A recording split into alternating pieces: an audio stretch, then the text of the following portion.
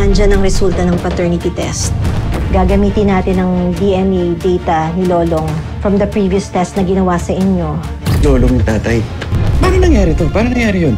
Minsan kasi nagkakaroon talaga ng discrepancy sa pagtatansya ng edad ng pagbubuntis. 1 buwan pa lang.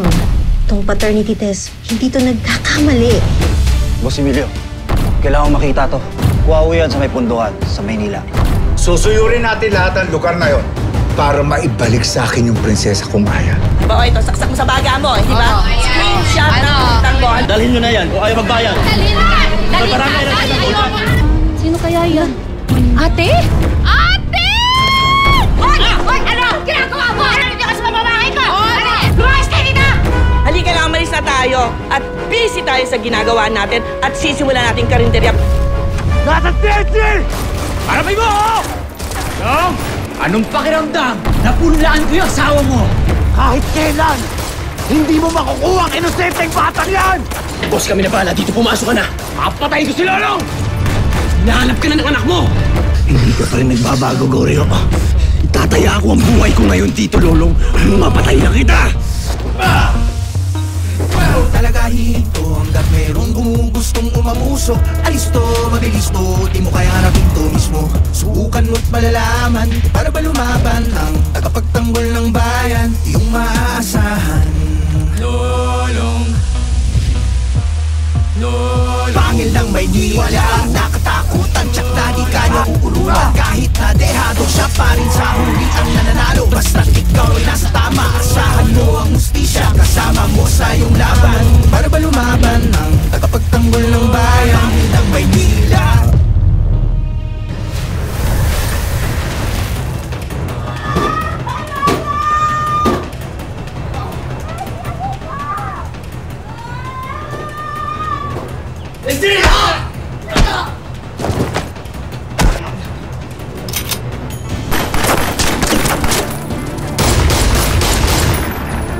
Ano, ayos ba? Lola Gracia, yung mga pagkain nyo dito, napakasarap. Ganon? Lalo na yung sinigang nyo. Tamang-tama yung asim. Siya kasi nagluluto. Tapos yung adobo ni Tetet, patok na patok. Grabe, ang sarap. Sigurado, babalik-balik po kami dito. Promise, ha? Promise. Buti naman. Bili kayo, Sute. Thank you po. Salamat ulit. Uy, ingat kayo dito ah! Opo, thank you. Ako na natin. Aba. Tingnan mo nga naman, no? Sila pa ngayon yung mga magkakakampi. At pati pagdating sa negosyo, sila pa yung mga magkakasosyo. Pangklase din itong mga to, no? Wisit. Pero alam mo, ate, buti na lang talaga nandito ka na at dumating ko. Miss na miss kita. Kaya mo, nandito na ate mo. Re-rest baka natin yung mga yan. Eh, di ba ngayon ang opening nila? Eh, closing nila agad-agad. Ay, sige.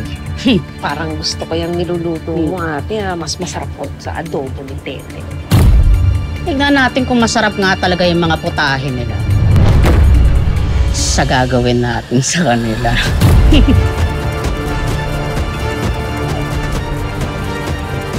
Gusto ko yan, ate.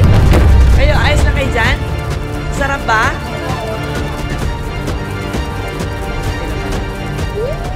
Thank you talaga, ate. Hindi mo matiis yung bunso mo, no? Naman. Kaya nga galit na galit ako nung inabutan ko yung eksena na apikan nila. Oh, alam mo kung sino sila. Sinurpresa nga kita para maging happy ka tapos ganon. Hindi po pwede yan. Tama, gaganti tayo. Pababagsakin natin yung business nila. Elsie, ano ba? Bumati ka sa ulo mo! Ako ano nangyari sa ulo mo? Bumati ka sa akin! Asan yung pinakukuha ko? Elsie! Elsie, ano ba? Buksan mo to ang ako ko! Elsie! Asan na yung pinapakuha ko? Madam, ito na po! Alat na katakal mo!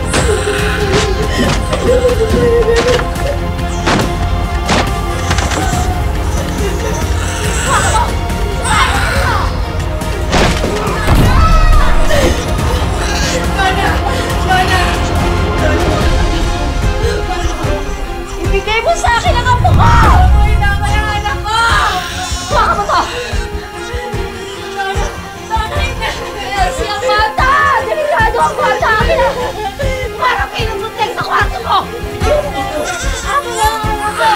Ano nangyari sa ako mo? Nangyari ka!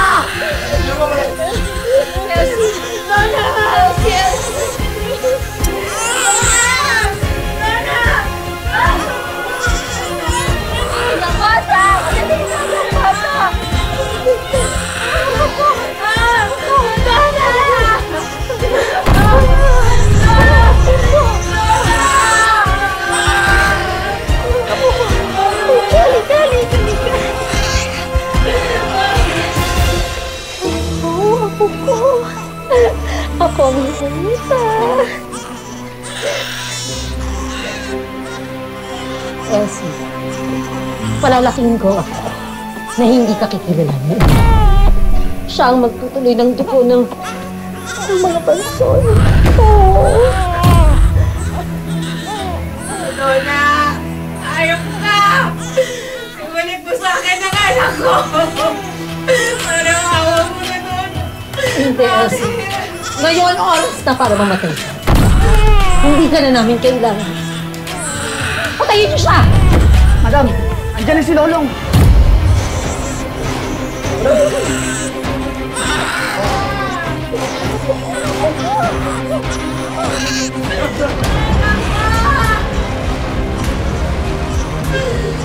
Betty!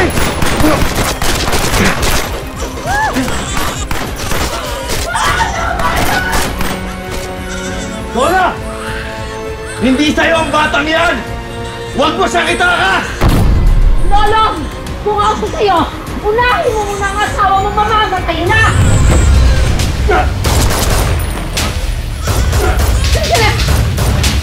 Betty!